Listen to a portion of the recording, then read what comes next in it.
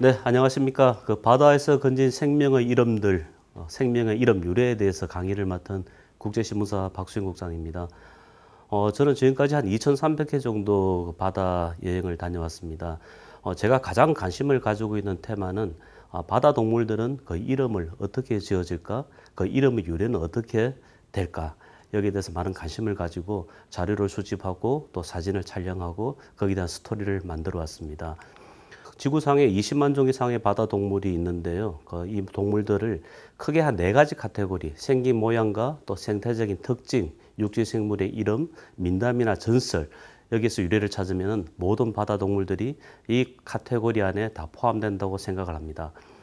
먼저 생긴 모양을 보면은 뭐 나비를 닮은 나비고기나 박쥐를 닮은 박쥐고기, 긴 뱀을 닮은 장어, 바다뱀, 또 말을 닮은 해마 등을 들 수가 있습니다. 생태적인 특징을 한번 볼까요? 뭐 이제 갯벌에 가면 속이라는 절지동물이 있죠. 구멍을 파고 속 들어갔다가 또 속 올라온다고 속이라고 이름 지어졌습니다. 뭐 바지락을 보더라도 갯벌에 참 흔한 조개가 바지락인데요. 사람들이 갯벌을 밟을 때 바지락 소리가 난다고 이제 바지락이라고 이름이 지어졌는 거지요. 육지 생물 이름에서 유래한 이름들은 참 흔하고 우리가 친숙감을 줍니다. 고사리를 담은 갯고사리나 또 인삼을 담은 해삼, 뭐 달팽이는 달팽이인데 바다에 산다 해서 갯민숭 달팽이 이런 식으로 이름이 지어졌습니다. 가장 흥미로운 것은 역시 민담이나 전설 속에 등장하는 바다동물 이름들입니다. 사실 제가 이제 바다동물 이름에 관심을 가지기 시작한 것은 고래라는 동물의 이름의 유래를 알고부터입니다. 전설 속에 이제 동물이죠. 용에게는 9의 아들이 있습니다. 아들이 9이었는데요. 이 중에 셋째 아들 포레는 자기 아버지인 용을 가장 많이 닮았지만 너무너무 겁이 많았다고 합니다. 그래서 수평선 너머에 덩치가 큰 동물이 나타나면 포레는 너무너무 무서워서 크게 울부짖었습니다. 사람들은 이 동물 이름을 이 포레를 두들겨 울린다 해서 두들길 고자에다 포레 레자를 써서 고래라고 이름 지었습니다. 그럼 포레는 어디에서 볼 수 있을까요? 우리 생활 주변에 포레는 흔하게 만날 수 있는데요. 절에 가면은 종을 매달아 놨습니다. 종 위에 사람들은 이 포레를 조각해서 앉혀 두었습니다. 그리고 종을 치는 그 나무를 당목이라 하는데요. 당목에다가 고래 모양을 그렸습니다. 그러면 종 위에 앉아 있는 포레 입장에서는 고래가 다가오니까 얼마나 무서웠겠어요. 크게 울부짖었겠죠. 당목으로 종을 치면은 이 종소리가 온 천하에 울려 퍼지는 효과를 누리기 위해서 이 종 위에다가 포레를 앉혀두었던 것입니다. 고래는 크게 이빨고래와 수염고래로 분류가 됩니다. 먹이를 먹는 방식에 따른 거죠. 뭐 이빨고래는 우리가 흔히 아는 돌고래, 범고래동이 이빨고래입니다. 이빨고래는 무리 지어 다니면서 이빨로 사냥을 합니다. 뭐 수염고래는 지구상의 가장 큰 동물인 흰 긴 수염고래처럼 이 바닷물을 들이켠 바닷물 속에 포함되어 있는 작은 생물이나 플랑크톤을 걸러서 먹는 게 수염고래의 먹이 습성입니다. 뭐 이빨고래 중에 가장 큰 고래지요. 향유고래입니다. 뭐 길이가 15m 정도 되는 덩치가 큰 고래입니다. 이 향유고래 머리에는 아주 그 신비로운 향이 나는 기름이 있다 해서 향유고래라고 이름이 지어졌죠. 고래는 물론 어류가 아닙니다. 포유동물이니. 지구상에서 가장 큰 동물이 고래라면은 그럼 지구상에서 가장 큰 물고기는 누구일까요? 바로 고래상어입니다. 고래상어는 연골 어류라서 상어로 분류가 되지만 먹이를 먹는 습성이 고래와 같이 바닷물을 들이켜 바닷물에 빨려 들어온 작은 바다동물, 바다물고기나 플랑크톤을 걸러 먹는다 해서 고래상어라고 이름 지어졌습니다. 큰 고래상어는 길이가 15m 정도나 되는 아주 큰 어류입니다. 자, 그럼 지금부터 이제 몇 가지 바다동물 이름의 유래 그리고 그에 대해서 한번 이야기를 한번 해보도록 하겠습니다. 우리가 좋아하는 갈치죠. 여러분들도 갈치 좋아하시죠? 갈치는 제주도에서 나는 은갈치와 또 목포나 남해지방에서 많이 잡히는 먹갈치로 이제 분류가 되는데요. 은갈치는 주로 낚시로 잡습니다. 그래서 몸에 은빛이 구안인이 그대로 이제 포함되어 있고 남아 있고 때깔이 참 예쁩니다. 그래서 은갈치를 이름 짓는다면은 목포나 남해안에서 많이 잡히는 먹갈치는 그물로 잡아 올립니다. 그래서 비늘이 많이 이제 훼손되죠. 그래서 이제 검은 색깔, 거무틱틱하게 변하게 됩니다. 그래 먹갈치라고 또 이름을 지었습니다. 갈치 이름의 유래는 그렇습니다. 그 옛날 고어로 칼이 갈이라고 불렀는데요. 그래서 이 칼 모양을 닮았다 해서 갈치라고 부르죠. 갈치가 표준말인데 칼치라고 해도 크게 또 통용은 되고 있습니다. 뭐 해외에서는 영어로는 그 헤일테일 피쉬나 스크랩테일 피쉬라고 하는데 이 머리카락처럼 가늘고 길다 해서 헤일테일이라고 이름 짓고 또 칼집 모양을 닮았다해서 이 스크랩 피쉬라고도 이름을 짓고 있습니다. 뭐 전설 속에 등장하는 민담이나 또 이야기 속에 포함된 동물 중에서 바다 물고기 중에서 아귀가 있습니다. 아귀.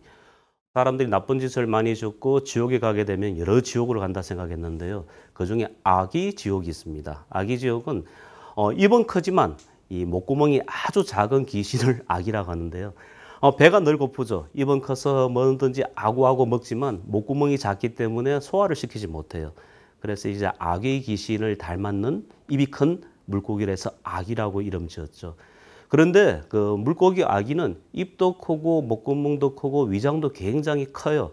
그래서 사람들은 아귀를 잡아서 배를 가르면 그 안에 소화가 되지 않는 작은 물고기들을 또 부산물로 얻을 수도 있습니다. 아귀는 좀 흉측스럽게 생겼고 못생겼습니다. 하지만 맛은 좋죠. 경상남도 마산 지역에서는 그 아귀를 재료로 했는 뭐 아귀탕이나 아귀찜이나 아주 지역 특산물로 인기를 받고 있죠. 옛날에 어부들은 아귀를 잡으면은 좀 너무 못생기고 이걸 어떻게 요리해야 될지 모르니까 그냥 물에 집어 던져 버렸어요. 물에 던질 때 텀벙 소리가 난다 해서 물텀벙이라고 부르기도 했답니다. 해마입니다. 뭐 잘 아시죠? 그 말을 닮아서 해마라고 이름 지었는데요. 뭐 그리스 신화에는 그 바다의 신 포세이돈의 그 수레를 해마가 끕니다. 하지만 이 현실 속의 해마는 크기가 아주 작아요. 10cm에서 20cm 남짓한 작은 크기인데 신화에 나오는 다이나믹한 힘은 없지만 말을 닮은 모양은 아주 그 특색 있는 그런 동물입니다. 멸종위기종입니다. 이 따뜻한 바닷물을 좋아하고 또 청정해역에서만 살아가는 멸종위기종인데요. 중국 사람들이 해마를 요리해서 많이 먹었어요. 이게 이제 특효약, 특히 정신적인 문제에 병이 있는 사람들에게 특효약으로 잘못 알려지면서 해마가 무차별적으로 포획되었습니다. 지금 멸종위기종으로 사이테스에서 국가 간 거래가 금지되는 종으로 보호를 받고 있습니다.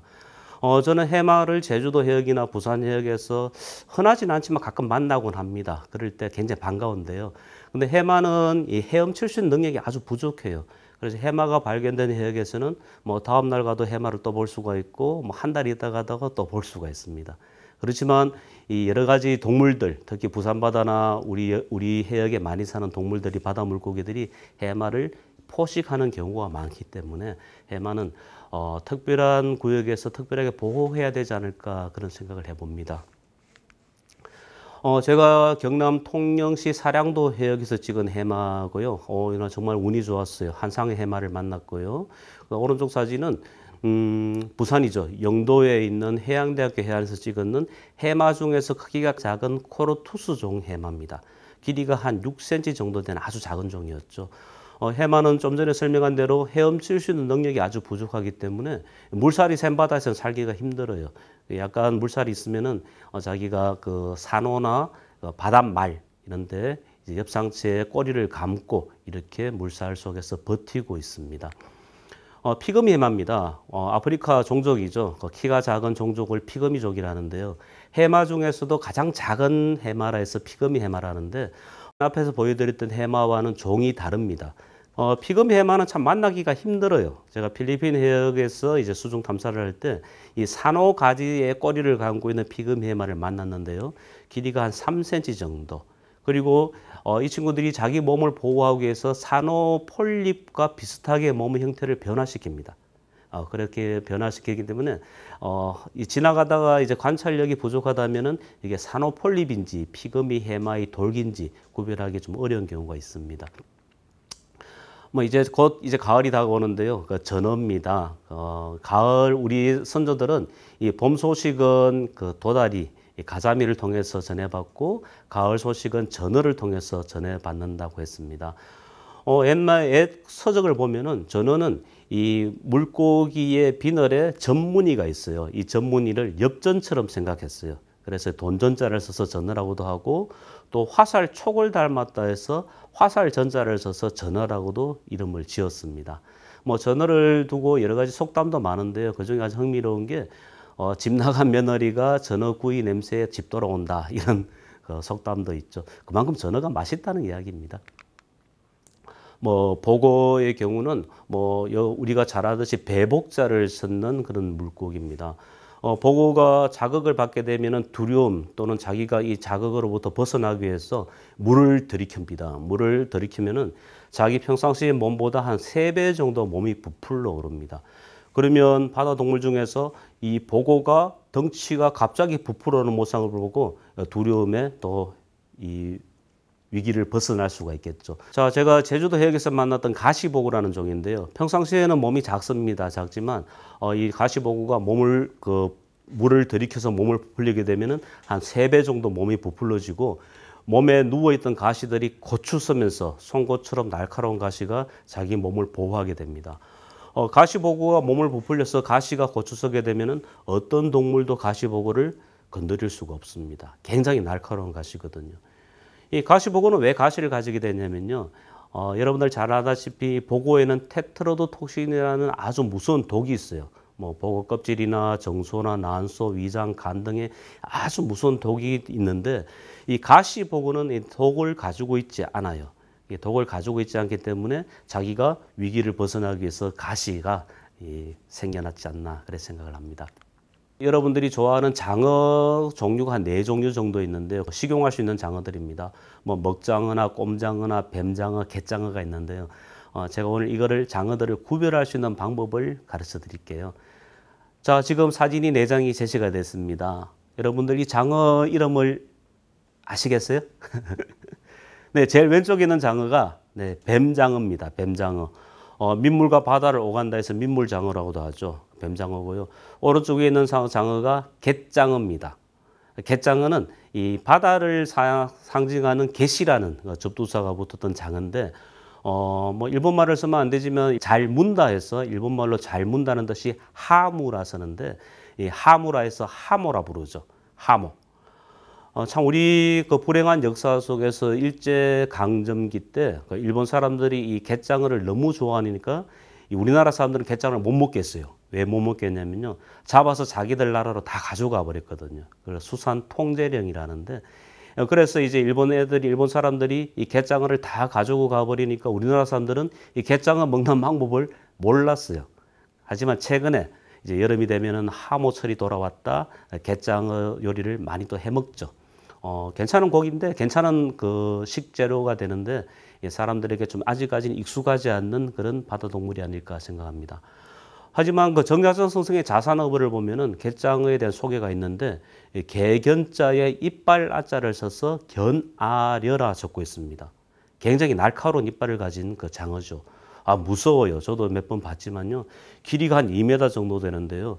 이빨이 개의 이빨처럼 굉장히 날카로워서 땅 위에 올라와서도 공격적으로 뭅니다. 한번 물리면은 살점이 떨어져 나갈 정도로 굉장히 무서운 장어입니다. 밑에 가운데 있는 장어는 사실은 장어라고 보기는 어렵고 어류라고도 보기도 어렵죠. 그 원구류에 속하는 꼼장어입니다.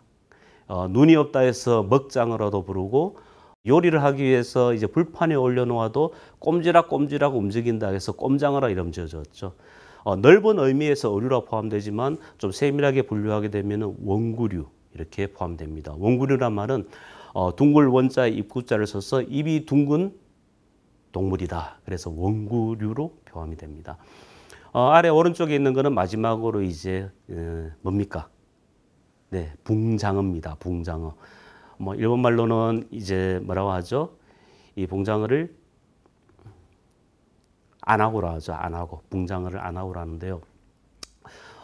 붕장어는 이제 부산의 이제 기장 쪽의 특산물입니다. 주로 이제 야행성 동물입니다. 밤에 많이 다니는데 이 굴을 파고 삽니다.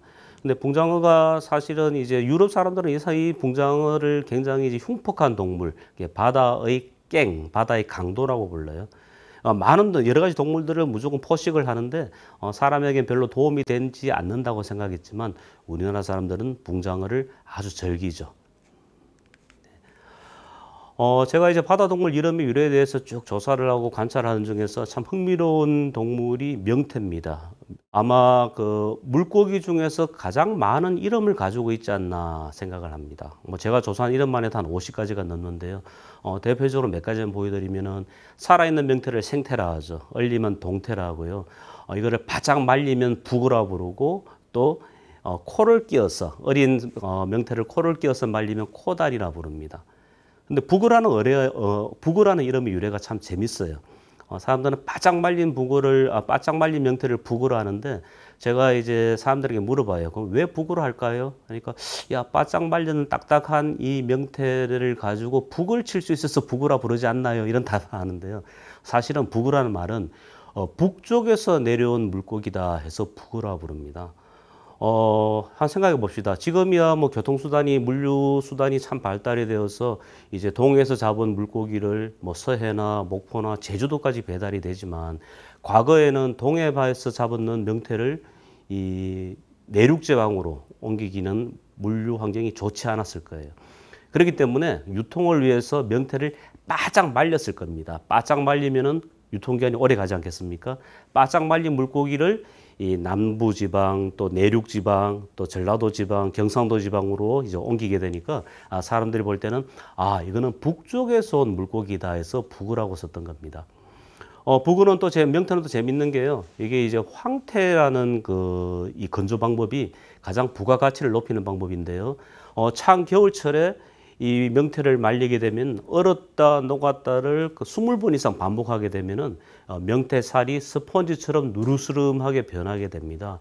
이거를 황태라고 불렀어요. 누렇게 변한다 해서. 근데 황태 건조 과정에서 너무 바짝 마르면은 이 깡태가 됩니다. 그리고 너무 날이 건조하고 바람이 많이 불면 하얗게 마른다 해서 백태가 됐어요. 그리고 또 날이 너무 좀 이제 축축하고 겨울철답지 않게 비가 내리고 오면 흑태라고 불렀어요. 또 황태를 말리다가 떨어뜨리면 낙태가 되는 거고요. 이렇게 황태 건조 과정에서 여러 가지 이름들이 파생되었습니다. 잡는 방법에 대해서도 거물로 잡으면 거물태라 했고 또 낚시로 잡으면 낚싯대라 했어요. 근데 과거에 이렇게 많이 잡히던 명태가 지금 전 지구적인 기후 변화 또 수온 변화로 인해서 이제 동해 바다에서 더 이상 잡히지 않고 있어요. 지금 대부분의 명태, 우리가 먹는 명태나 황태나 동태, 생태 등은 원양에서 잡아오는 북태평양 북쪽 끝에서 잡아오는 원양태입니다. 이렇게 잡아와서 우리나라 강원도에서 말려서 이 부가가치를 좀 높이고 있는 그런 형태입니다. 그래서 정부에서는 이제 명태 자원량 회복을 위해서요, 동해에서 명태를 다시 돌아올 수 있는 환경을 만들고 또 명태를 이 동해 바다에 머물게 하기 위한 여러 가지 프로젝트를 개발 중입니다. 몇 년 전만 해도 그랬어요. 해양수산부에서 살아있는 명태를 잡아오면은 50만 원을 준다는 그 현상금까지 걸었던 정도로 아주 귀한 물고기가 되어버렸습니다. 하지만 명태에서 파생된 여러 가지 이제 부가가치 생산품들은 우리 선조들에게 굉장히 친숙했던 물고기였습니다. 그렇기 때문에 명태를 둘러싼 이름도 많고 또 명태를 주제로 한 속담들도 많았어요. 뭐 좀 낭비벽이 심해가지고 재산이 막 줄어드는 거를요, 북어 껍질 오그라든다고 됐고요. 또 아주 인색한 구두쇠, 손님이 왔는데 이제 대접은 소홀히 하고 구두쇠를 표현할 때 명태 만진 손으로 국 끓인다 이렇게까지 표현을 했었습니다. 그만큼 친숙한 물고기였다는 거죠. 자, 이제 불가사리입니다. 뭐 부산 바다를 비롯해서 전국 연안의 불가사리는 아주 흔하게 만날 수가 있죠. 거피동물입니다. 불가사리는 뭐 세계적으로 뭐 60여 종, 80여 종 종에 따라 학자에 따라서 좀 다르게 이야기하지만요, 많은 종이 있습니다. 하지만 우리나라 연안에서 가장 대표적으로 볼 수 있는 것은 요 4가지 종입니다. 왼쪽에 있는 것부터 보면요, 아무르 불가사리, 별 불가사리, 또 붉은 불가사리, 빨강 불가사리죠. 붉은 불가사리, 거미 불가사리, 이렇게 4종류가 대표적으로 만날 수 있는 불가사리입니다. 뭐 아무르 불가사리는 사실은 우리 토산종 불가사리는 아닙니다. 그 아무르란 말은 러시아와 중국의 경계선에 있는 흑룡강이 있습니다. 아주 큰 강인데요. 이 흑룡강의 러시아 발음이 아무르입니다. 그래서 아무르강 연안에 아주 북쪽에 추운 지방에 사는 동물들에게 아무르라는 접사를 많이 붙였습니다. 뭐 아무르 불가사리, 아무르 장지뱀, 아무르 표범, 뭐 아무르 깨구리 이렇게 많이 붙이게 되는 거죠. 그럼 아무르라는 이름이 붙는 동물들을 만나게 되면 아 이거는 우리 토산종이 아니고 추운 지방에서 내려왔는 종이구나 이렇게 생각하시면 되는 겁니다. 근데 아무르 불가사리가요, 아 정말 무서운 불가사리예요. 이게 크기가 큰 거는 한 30cm 정도인데 물에서 보면 굴절율 때문에 한 3분의 1 정도 더 크게 보입니다. 그래서 30cm 정도 되는 불가사리가 더 크게 보이니까 굉장히 흉측하게 느껴지죠. 그리고 얘들이 식성섬도 굉장히 흉측합니다. 사람들은 불가사리를 두고 바다의 해적, 바다의 절대적인 포식자라 부르죠. 안 먹는 게 없어요. 다 잡아먹어요. 그 중에서 대표적인 게 바로 아무르 불가사리입니다. 앞서 말씀드린 대로 아무르 불가사리는 추운 바다를 좋아해요. 불가사리가 해양 생물을 많이 잡아먹고 사람들과의 그 먹이 경쟁에서 바다에서 또 이제 우위를 서고 있으니까 불가사리를 많이 잡아내자는 이런 그 구제 운동을 많이 했습니다. 그런데 불가사리는 잡기가 힘들어요. 일일이 그 해녀나 스쿠버 다이버가 물에 들어가서 잡아 올려야 되거든요. 그런데 이 불가사리 잡는 시점을 사람들은 5월 달이나 여름에 많이 잡아왔어요. 왜냐하면은 수온이 약간 따뜻할 때 바다에서 활동하는 게 좀 쉽기 때문이죠.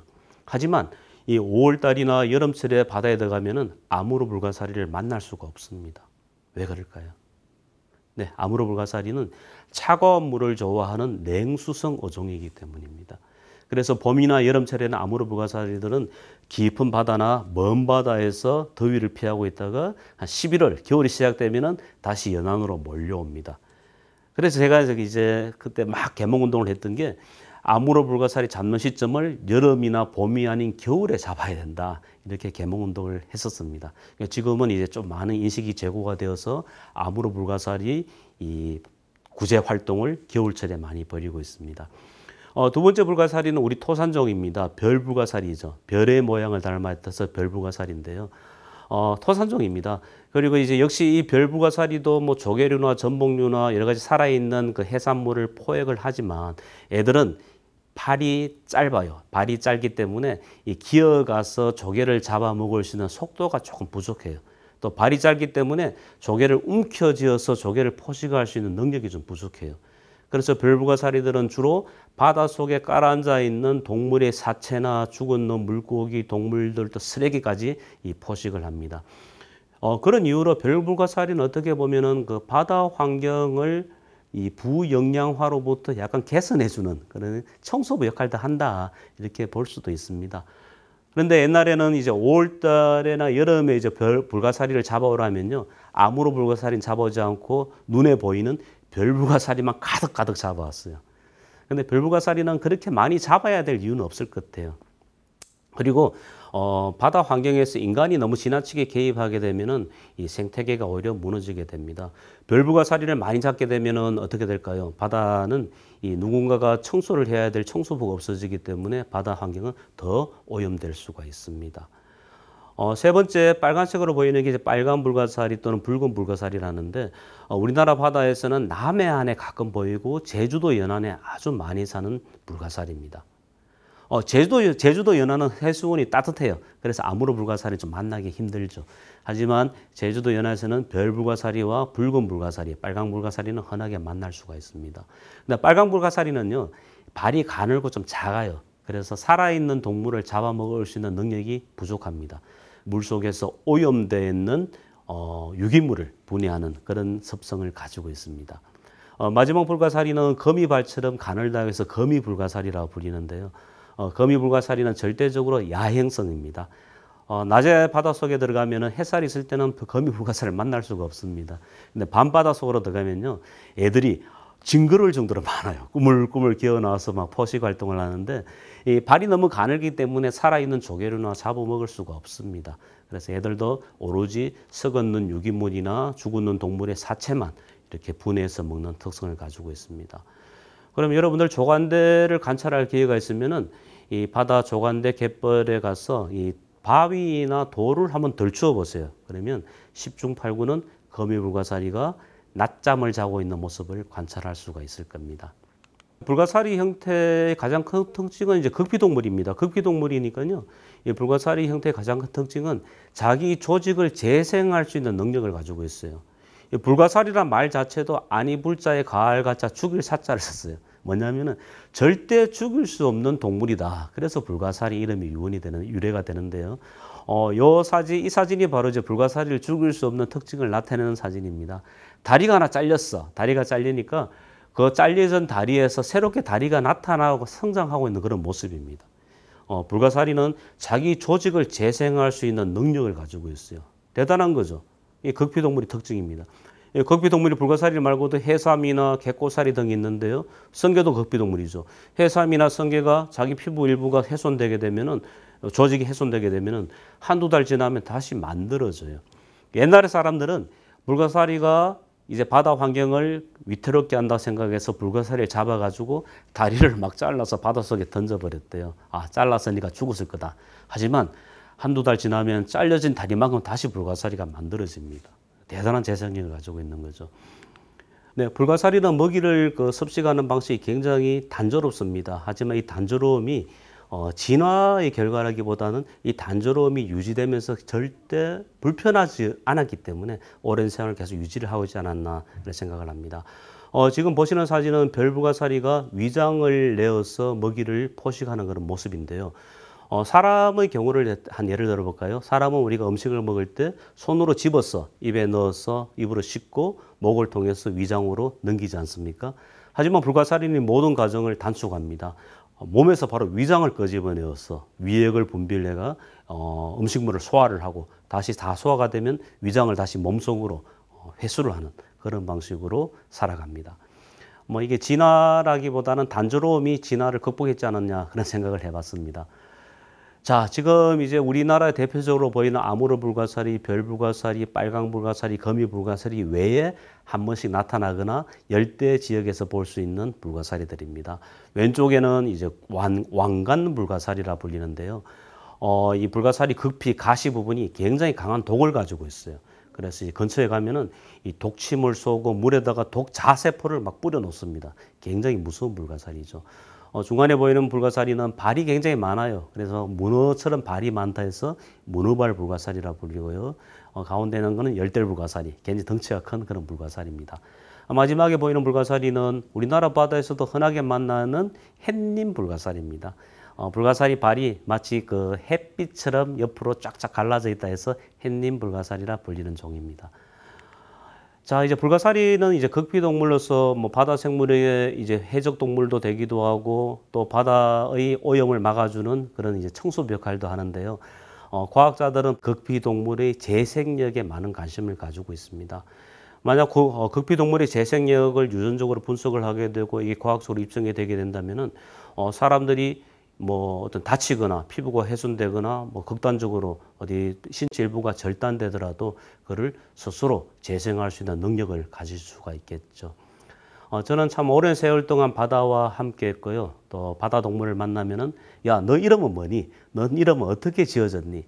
옛날 사람들은 왜 이 동물 이름을 이렇게 지었을까? 그걸 늘 탐구하고 또 옛날 서적을 찾아서 연구를 하고 그렇게 해왔습니다. 앞으로 저도 이제 계속 바다를 찾아갈 건데요. 또 더 많은 해양 생물들 만나고 이 이름의 궁금증에 대해서 하나씩 더 많은 공부를 하고 여러분들에게 더 전달할 수 있는 기회를 가지도록 하겠습니다. 네, 감사합니다.